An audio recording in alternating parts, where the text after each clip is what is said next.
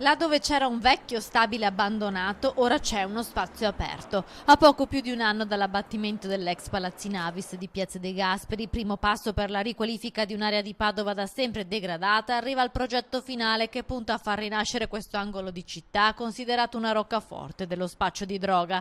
Entro il 2020 la piazzetta, che si chiamerà Avis in onore del vecchio stabile dell'Associazione Donatori di Sangue, sarà pronta. Plateatici, parcheggio con stalli colorati, alberature e panchine prenderanno il posto anche dei vecchi dossi di ferro piantati sui muretti per impedire i bivacchi di sbandati, un progetto che ha visto impegnati anche residenti e chi da qualche tempo ha spostato la propria attività in Piazza De Gasperi. Proprio l'arte a vincere su tutto quello che era prima considerato un problema.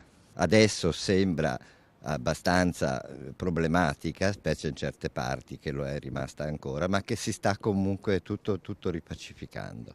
Nella mente di negozianti e dei professionisti che lavorano negli uffici che si affacciano in Piazza De Gasperi c'è un ampio progetto di riqualifica attraverso l'arte che si estende fino alla stazione Lanza Borgomagno. In questo modo anche gli immobili riacquisteranno valore. I padovani che prima volevano abbandonare gli appartamenti ora vogliono riappropriarsi dei propri spazi.